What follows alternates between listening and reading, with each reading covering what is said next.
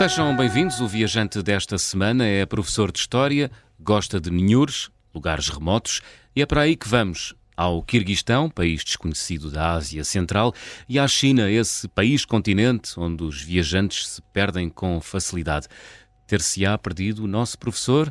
Olá, Bruno Ricardo. Olá, João. É fácil uma pessoa perder-se na China, não é?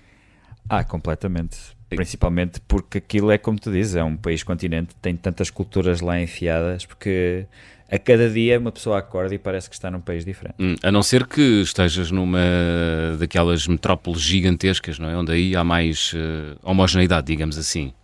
Sim, é tudo igual, basicamente. Desde a arquitetura até à etnia, que normalmente a maioria é Han, na China, e encontras muito disso nessas grandes metrópoles, porque elas também são quase todas. Se falarmos daquelas mais modernas, são quase todas do lado leste da China.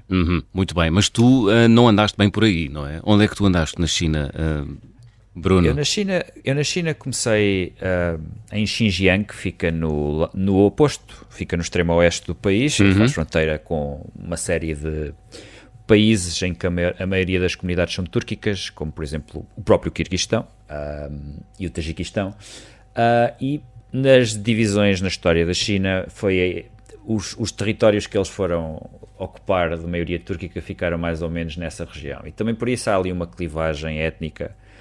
Os problemas que as pessoas ouvem falar dos uigures, etc. A comunidade uigur vive nessa região, e de facto nota-se uma diferença em relação à atitude que os chineses têm nessa zona. Atitude, aliás, opressiva, não é? Opressiva, sim. Aliás, isso vê-se?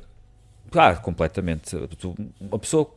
Minha viagem na China foi basicamente ir do mais opressivo para o mais à vontade, porque o mais libertário urbanas, foi. Sim, nas zonas urbanas maiores da China, parece estúpido, mas não há uma grande preocupação com a segurança relativamente aos estrangeiros. Eu em Xinjiang, por exemplo, cheguei a ser seguido pela polícia, estava sempre à minha espera nas cidades.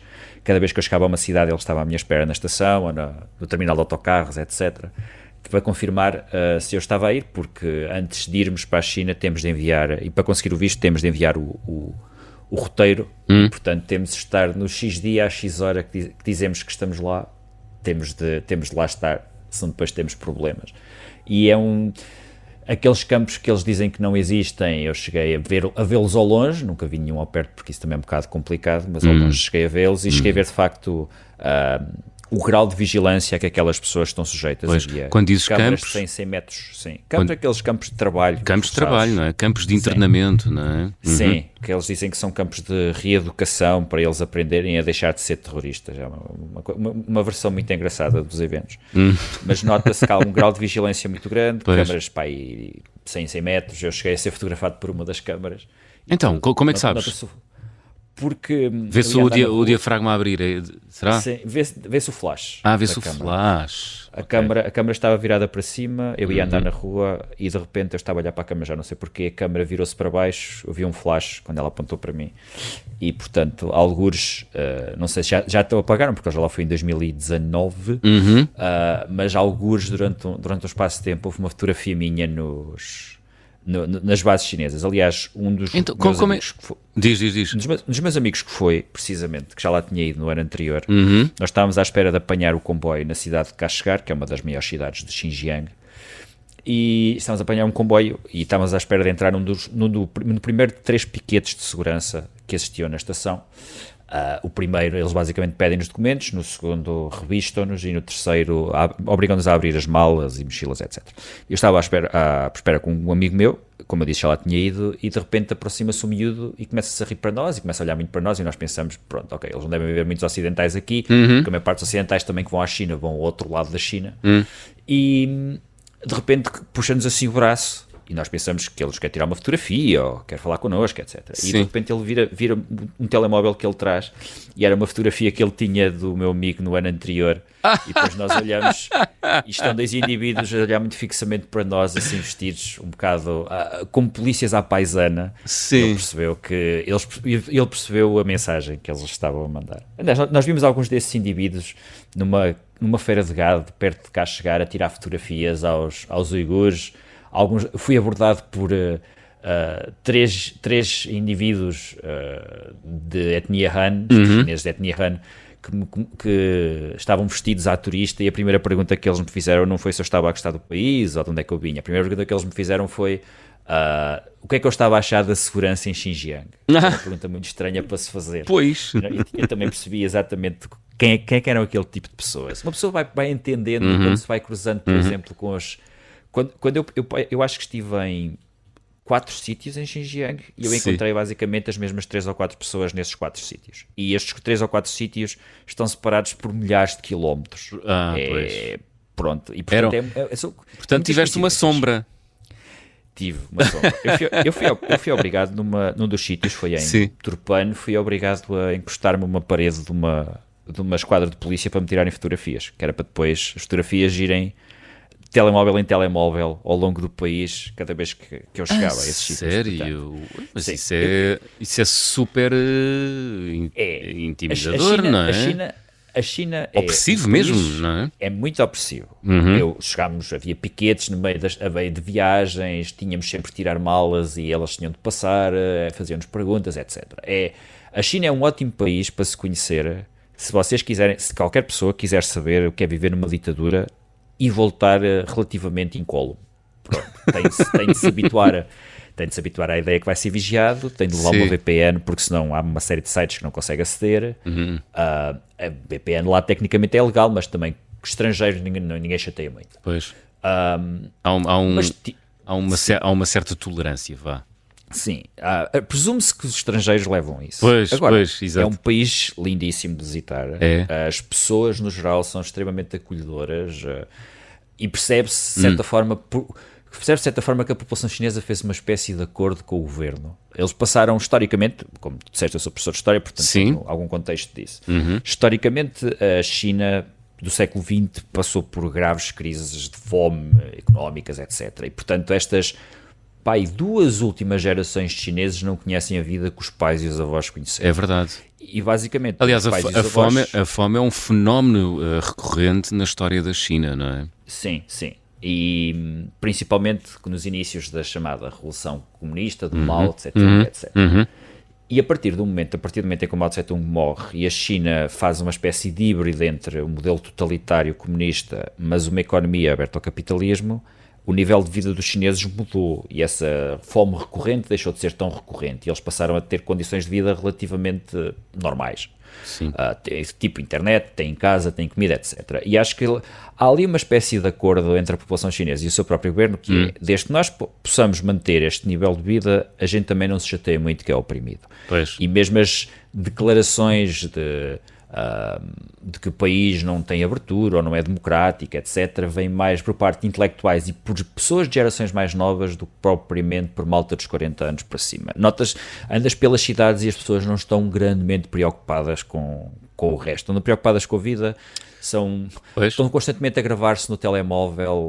Porquê? Sim, não sei, eles vão em motas, por exemplo, e vão a gravar-se, vão fazer lives com o telemóvel e a conduzir de mota. Cheguei a ver foi em onde? Foi em Xiahe, que é já no Tibete chinês. No Tibete, vou tirar o chinês, é no Tibete. No Tibete, boa. E então estava um indivíduo que estava numa uma espécie de um átrio, daqueles átrios onde há máquinas multibanco dos bancos quando eles fecham. Estava à noite e então aquilo havia uma luz muito forte e ele estava a gravar uma live a cantar e tinha escolhido aquele sítio porque a luz permitia-lhe ter total luminosidade para ele ser gravado. Pronto. Para gravar um vídeo com mais qualidade.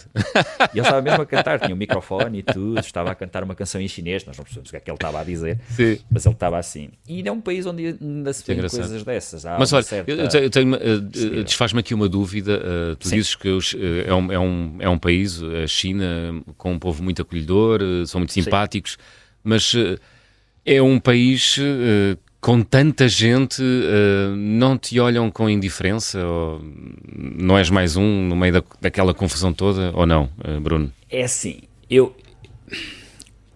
para esclarecer, eu estive basicamente em 3 sítios na China. Eu estive em Xinjiang, como eu disse, estive no Tibete e estive em Pequim. Em Pequim ninguém olha para ti. São tantas pessoas que ninguém olha para ti. No Tibete há mais a questão de olharem para ti se tu estiveres em determinados sítios. Nós fomos visitar um dos mosteiros mais sagrados do budismo, que é o mosteiro de Labran, que fica em Xiahe, e aí olham para ti porque perguntam porque é que tu estás aqui. Do género, eu acredito que eles vejam lá aqueles ocidentais muito New Age e que fazem as peregrinações budistas todas, mas nós calhou ir numa altura forte de peregrinação, e a maior parte das pessoas que entraram naquele mosteiro obviamente são, no máximo de estrangeiros, vêm do subcontinente indiano, alguns por aí, onde o budismo é forte.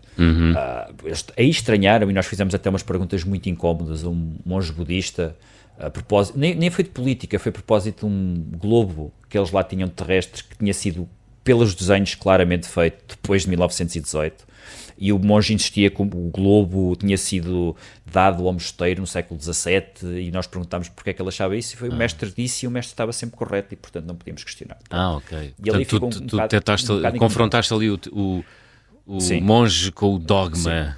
Sim, eu e mais um amigo meu fizemos isso, e ele aí não achou muita piada onde tu te foste meter. Exato. E aí não achou muita piada que nós fôssemos estrangeiros e estivéssemos a questionar sobre a oriental. Pronto. Mas de resto as pessoas não olham muito para ti. Pois. Eu por acaso já estive em países onde o facto de se notar que eu venho, até mesmo dentro da própria Europa, eu lembro quando fui à Geórgia, muitas vezes as pessoas dirigiam-se a nós com aquela ideia de tentar sacar alguma coisa turisticamente. Nos sítios onde tem na China, por acaso, isso não aconteceu. Não aconteceu. Eu me recordo. Eu me recordo. Muito bem. Olha, dizias que era um país, do ponto de vista natural, lindíssimo. Sim. Não é o mais bonito, mas bonito, já falaste no início, é o Quirguistão. Quirguistão. É imbatível neste momento. Mas tem zonas lindíssimas. Fomos a um parque, que é o parque de... é um parque geológico que tem uma coisa que para mim não era grandemente novidade, eu já tinha visto no Peru, mas são as chamadas montanhas coloridas. Pronto. Mas para as pessoas, a maior parte das pessoas que foram na viagem comigo, aquilo foi uma grande novidade. Parque de Anxia, lembrei-me agora. Aquilo foi uma grande novidade, mas à chinesa as coisas são muito bem organizadas. Tu chegas ao centro de visitantes, és encaminhado para uma caminhoneta e depois aquilo lá só podes parar em 5 sítios, não podes sair do percurso. E tens 3 ou 4 caminhonetas que fazem o percurso todo e param nos sítios todos. Portanto, tu entras numa caminhoneta, sais no sítio onde tu quiseres, tiras as fotografias, vês, fazes o que quiseres e depois voltas e esperas que haja outra caminhoneta que te leva a outros sítios. Pronto, aquilo está tudo muito organizado dessa forma. E também muito... É património da Unesco, estou aqui a ver fotografias. É património da Unesco, incrível. sim. É lindíssimo. Pronto. Parece uma manta, daquelas mantas da Beira Baixa, mas são montanhas. Sim. São montanhas é? com muitos minerais. Uau. E a maior parte de minerais que são cristalizados e, portanto, produzem muitas cores. Como eu disse, eu já tinha visto no Peru, em Pacalpoy, eu acho que é assim que se chama o sítio do Peru, onde eu já tinha visto um fenómeno muito semelhante. E, portanto, eu não fiquei tão surpreendido por causa disso. É verdade que nestas montanhas, em Danxia, há uma maior variedade de cores e o espaço que é de montanhas com este tipo de fenómeno geológico é mais extenso. Mas de qualquer forma, a nível de novidade, não foi uma grande novidade para mim, continua a ser extremamente bonito. Se as pessoas quiserem pesquisar, aliás, e virem fotos, vão ver que realmente é uma coisa fora do comum e que não se vê em muitos lados. Muito bem, chama-se Parque Geológico Shangye Danxia, é isso? Exatamente. Sim. Muito bem, ao pé da província de Gansu. Gangju, sim. Exatamente. Gangju, estou para aqui a ler um site, enfim, de duvidosa credibilidade, peço desculpa, mas é património... É património mundial da Unesco. Património mundial da Unesco, muito bem. Olha, porquê ir à China, Bruno? Porquê ir à China? Acho que convém eu enquadrar porque eu comecei a viajar. As pessoas... Eu por um lado sou o pior tipo de convidado para este programa, mas por outro lado sou o melhor tipo de convidado para este programa e vou explicar porquê. Eu não tenho natureza de viajante, muito pelo contrário. Eu sou uma pessoa até muito confortável e escolhi uma profissão que é a de professor que não me ajuda nisso porque me obriga a andar todos os anos por sítios diferentes do país.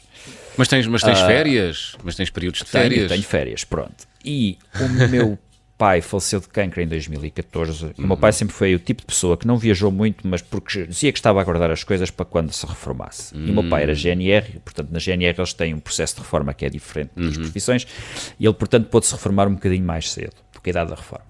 E ele estava com planos de fazer tudo e depois foi-lhe detectado um cancro no cérebro e ele morreu.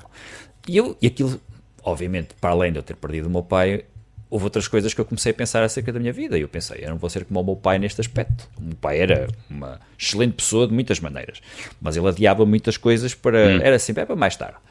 E eu não queria ser assim. Eu pensei, eu vou viajar. E depois, de certa forma, eu meti na minha cabeça que havia de também, porque eu tenho um sentido de humor muito retorcido, eu havia de gozar com o meu pai. E eu havia de ir aos sítios que eu sabia de certeza que ele nunca na vida iria. Que eram sítios esquisitos, sítios que me deixassem desconfortável. Porque se a mim me deixavam desconfortável, o meu pai ia me deixar desconfortável de certeza absoluta. E, portanto, o primeiro sítio, quando eu comecei assim a viajar, obviamente que eu já tinha estado fora do país noutras ocasiões. Já tinha ido, por exemplo, a Budapeste, já tinha ido à Suíça, etc. Mas eu escolhi de propósito, o primeiro sítio foi um sítio desconfortável, que foi o Quirguistão. E a partir daí, eu comecei a ir a sítios que as pessoas, quando eu lhes dizia onde é que ia, começavam a olhar para mim de lado ou com medo. Quando eu dizia que ia ao Quirguistão, obviamente eles ouviam Istão, pensavam que iam para um país terrorista. E, portanto, quando eu decidi ir à China, foi precisamente, por um lado, porque eu tinha muita curiosidade em conhecer o país. Eu gosto muito de, quando estou a dar aulas e estou a falar de alguma coisa, gosto de falar com conhecimento de causa. Boa. E, portanto, eu queria falar disso. Muito bem. E, por outro lado, eu queria a experiência desconfortável. À falta da possibilidade de dar uma aula viva, queres ser um professor vivo. Exatamente. Quero contar-lhes as mesmas histórias que eu estive aqui a contar agora, porque eles também ficam muito surpreendidos. Boa. Vamos explorar isso na segunda parte, Bruno. Sim. Porque estamos aqui a chegar ao final da primeira. Vamos abrir o álbum de viagem.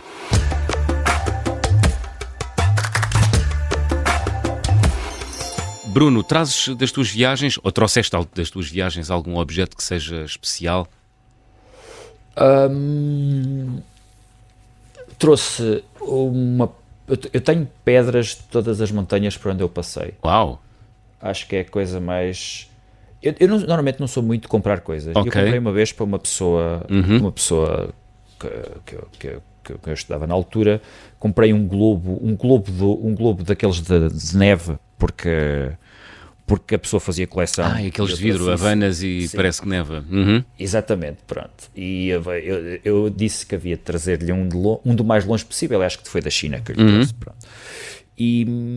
Mas acho que as pedras são a coisa mais estranha, porque eu não sou muito de trazer prendas nem nada assim, mas nem objetos, mas as pedras eu faço questão porque é uma curiosidade. Está aí em casa numa prateleirazinha? Sim, estão lá uma série de pedras e precisamente a pedra obviamente mais bonita que eu trouxe foi desse Geoparque, apanhei do chão, cristal e trouxe. Muito bem, estamos à conversa com o professor Bruno Ricardo, fazemos aqui uma curta pausa nas conversas do fim do mundo, até já.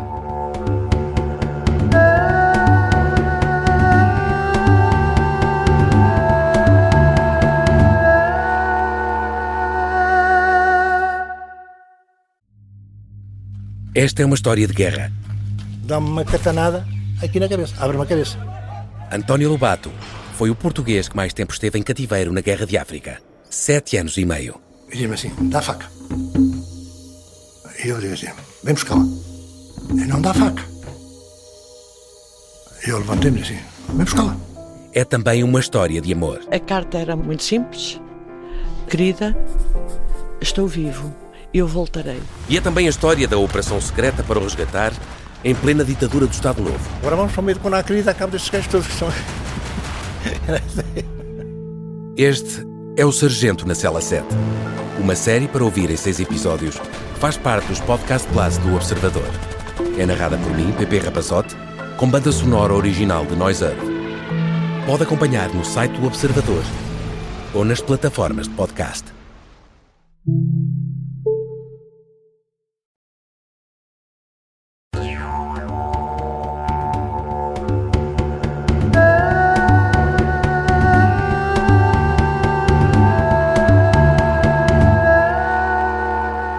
Estamos de regresso para a segunda parte das conversas do fim do mundo, esta semana com o professor de História Bruno Ricardo.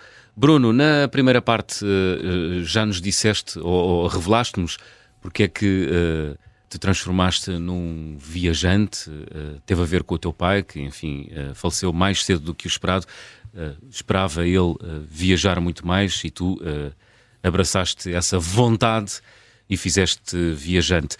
Mas sei que tens um ritual que envolve uma fotografia do teu pai. Que ritual é esse? Partilha connosco. E que até é bastante comovente. Basicamente, o último ano da vida do meu pai, nós acabámos por andar a viajar muito por zonas de praia, porque ele gostava muito do mar. E há uma fotografia que eu lhe tirei na Costa Vicentina. Eu penso que foi em Sagres. Em Sagres? Exatamente. Um banco estava virado para o mar numa falésia, ele estava sentado e eu tirei uma foto dele. Ele está do lado direito e o resto é só o mar. Eu acho que é uma foto que evoca muito aquilo que era, acho que era o meu pai. E então eu fiz uma impressão A3 da foto e basicamente todas as viagens que eu fiz, eu levo a foto do meu pai. E como eu disse na primeira parte, é basicamente uma forma de eu ir aos sítios que o meu pai nunca foi, então ele de certa maneira vai comigo, eu levo a foto, ponho a foto de alguma forma com os sítios onde eu vou como paisagem e tiro foto do meu pai nesses sítios. É bonito, é bonito. Sim, eu tenho uma alma sensível e romântica e lírica. Mantém, porque, como dizia o poeta, o sonho comanda a vida. Bruno, explica-me, falámos muito da China na primeira parte, aliás, falámos quase exclusivamente da China na primeira parte, aprendemos imenso, mas eu gostava de perceber, é fácil viajar na China ou não? Apesar desse controle todo e de andares e de teres sido fotografado e flashado e teres sempre 2 ou 3 chineses atrás de ti a fazer de sombra. Do ponto de vista logístico é fácil viajar na China. A China tem um sistema de transportes públicos muito bom. Eles têm, a partir basicamente do meio do país, para leste, tem um comboio de alta velocidade que atinge basicamente os 500 km/h, 500 e tal km/h. Portanto, é relativamente fácil, nunca tivemos dificuldade de deslocação dentro do próprio país. O país onde eu já estive, onde a dificuldade era muito maior. Portanto, acho que até me senti relativamente confortável. Eu fiz 2 viagens de comboio noturnas, numa delas, acho que a coisa mais desconfortável que aconteceu foi ter de dormir numa espécie de beliche de 6 sítios, eram divisões que tinham beliches com 6 camas, e uma pessoa tinha de dormir no meio das outras pessoas, porque aquilo não havia porta, era uma cortina, e então nós sentíamos as pessoas a passar no corredor, enquanto estávamos a andar, e eu lembro-me de ter adormecido com a minha mochila ao pé de mim, e com a minha máquina fotográfica agarrada ao meu corpo. Eu dormia agarrado à máquina fotográfica. E depois, quando acordei de manhã, abri os olhos e estava um miúdo, não tinha mais que 3 anos, no beliche debaixo, do meu lado oposto onde eu estava, a olhar para mim a rir. É das coisas que eu mais me recordo, porque uma pessoa abrir os olhos e aquilo parece um bocado... Por momentos, quando nós acordamos, nem sabemos muito bem onde é que estamos. Pois. E aquilo era tão desligado da minha realidade que ao início fiquei assim um bocado confuso e depois lembrei-me, sim, estou na China, estou a dormir num comboio. A noção de privacidade dos chineses não é a mesma... Não é nossa. Não é nossa, não é? Não. Eles não têm de todo essa noção. Então se formos para o subcontinente indiano, aquilo então aí é outra, não é? Aí é outra completa. É tudo uns em cima dos outros, etc. Já foste à Índia? Não, ainda não. Não, nunca fui à Índia, mas conheço quem já lá tenha ido e tenha contado histórias lindas. Aliás, basta ver, não é? As imagens que nos chegam, não é? Aquilo, enfim, a quantidade de pessoas num comboio, não é? Aliás, há fotografias míticas de grandes fotógrafos. Mas, muito bem, China, vale a pena então viajar neste país. Olha, Quirguistão, também já estiveste neste país, consideras ser um país desconhecido. Sabe-se muito pouco sobre este país, aliás, sabe-se muito pouco sobre muitos países, diria quase a maioria dos países, não é? Mas estamos a falar de um país grande, da Ásia Central. Dizias na primeira parte que aí as paisagens são espetaculares. Espetaculares porquê, Bruno? Eu nunca estive, parte das razões também pelas quais eu escolho os meus sítios de viagem tem a ver com fotografia. Eu gosto muito de fotografar. Ok. E eu nunca estive num país que fosse tão bonito do ponto de vista natural, ou do ponto de vista geológico, do ponto de vista paisagístico, porque obviamente que a China, por exemplo, tem uma diversidade de paisagens óbvia, porque é um país enorme. O Quirguistão, apesar de não ser um país pequeno, não é nem pouco mais ou menos do tamanho da China, mas encontra-se nesse espaço de país tantas coisas diferentes a nível de montanhas, florestas, lagos, alguns lagos mesmo completamente isolados, lagos glaciares. A maior parte da paisagem do país é um país que tem uma altitude média bastante grande.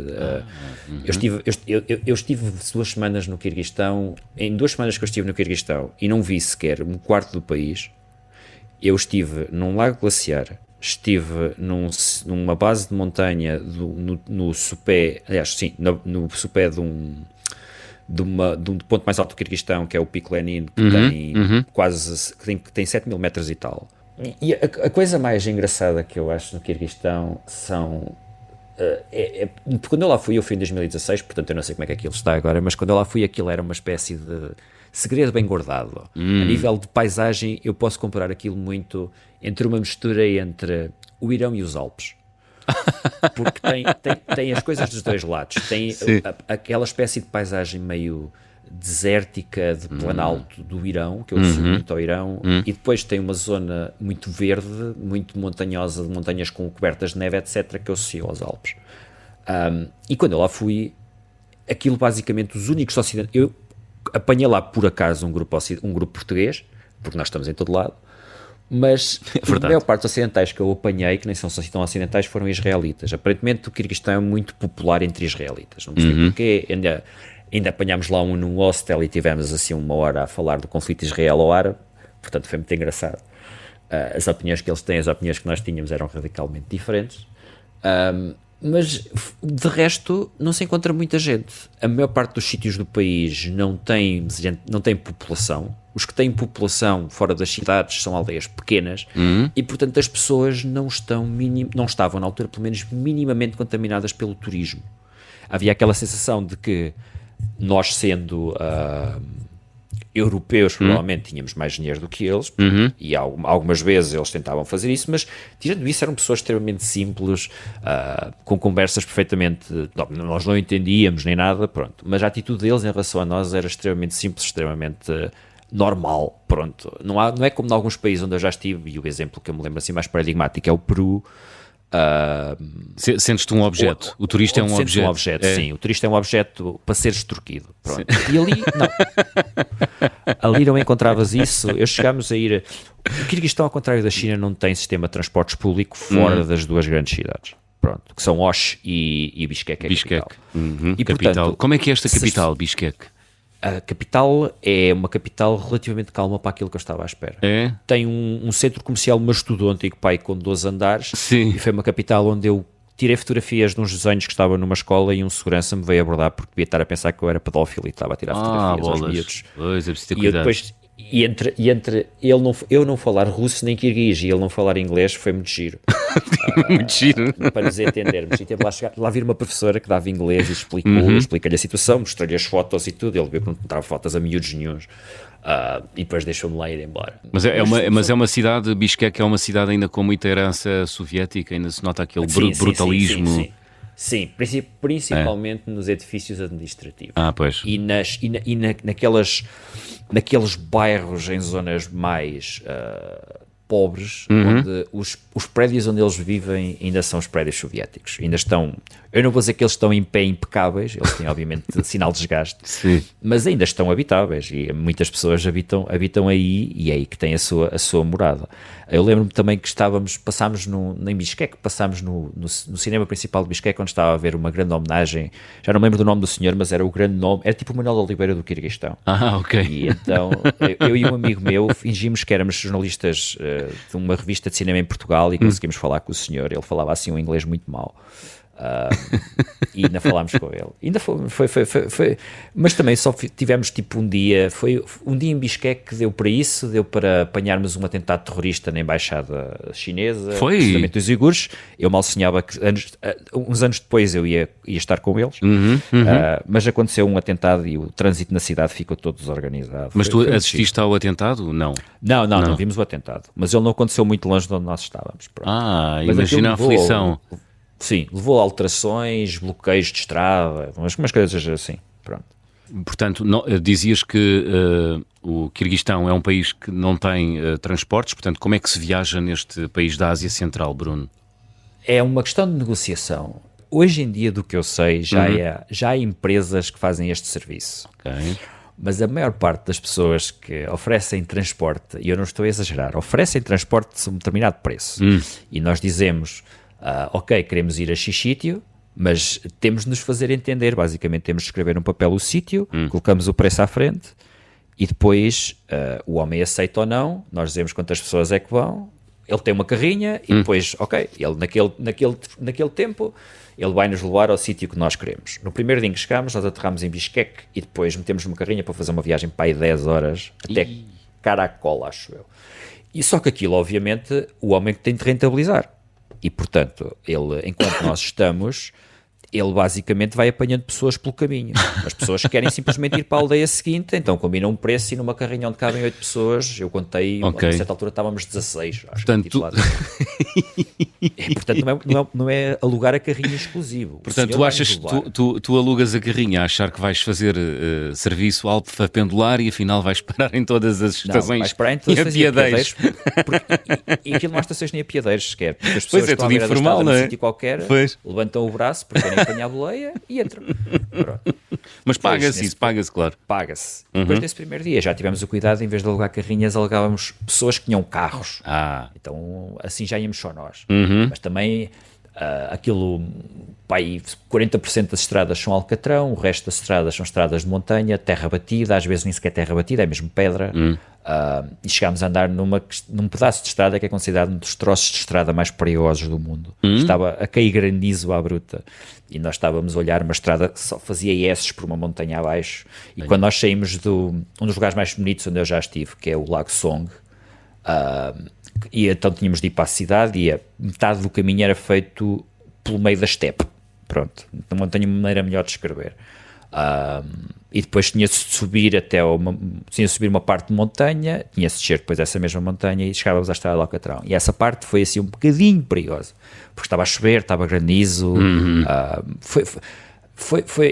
como esse lago ficava a 3.000 metros de altitude, eu posso descrever aos ouvintes que basicamente nós chegámos ao sítio a um fim de tarde, estava sol, eu lembro-me de dar t-shirt, fomos dormir e quando acordámos no dia a seguir havia uma série de montanhas à volta do lago que estavam todas cobertas de neve. Uau! Pronto. E foi a alteração de tempo que houve de um dia para o outro. Pois, isso é mágico, não é? Assistir à mudança da paisagem é espetacular. Sim, foi lindíssimo. E eu tinha acordado com outro amigo meu propositadamente para às 6 da manhã para tirar fotografias, para depois não atrapalhar os horários e tudo. Epá, foi lindíssimo, havia manadas de cavalos selvagens que estavam a pastar à beira do lago. Nesse dia tirei fotografias mesmo muito bonitas. Boa. Gostei muito. Por isso é que eu digo, é um dos sítios mais bonitos onde eu já estive, esse lago. Como é que se chama? Lago? Lago Song. É Song Kol, mas Kol em kirguiz quer dizer lago, portanto é Lago Song, basicamente. É como o Saara. O deserto do Saara é basicamente deserto, porque Saara em berber quer dizer deserto. Muito bem. É então, deserto. Deserto. Tu és professor de História, Bruno Ricardo. Correto, sim. De que anos? Este ano especificamente, porque todos os anos muda, sou professor do 9º, do 10º e do 11º. E tenho uma turma de ensino profissional também. Boa. De que forma é que as tuas viagens ajudam o Bruno Ricardo, professor de História? O Bruno Ricardo ajuda o Bruno Fernandes, professor de História. Que Bruno Fernandes, ok. Que é o meu apelido. Curiosamente é o apelido da minha mãe, não é o apelido do meu pai. E eu ajudo na quantidade de histórias que eu tenho para contar, mas também no próprio conhecimento de causa que eu lhes posso dar. Porque uma coisa é um professor estar a falar de uma coisa por alto e outra coisa é o professor dizer que já foi àquele sítio e portanto vai falar. Boa. E os alunos ganham outra atenção. E eu acho cativa, não é? Cativa. Sim, cativa um bocado. Trago às vezes, em certos, principalmente em história do século XX, em alguns sítios onde eu fui, trago fotografias, etc. Boa. E os alunos têm sempre muita curiosidade quando eu começo a dizer que fui a X sítios, eles começam a perguntar coisas sobre o sítio, como é que se lá pode ir.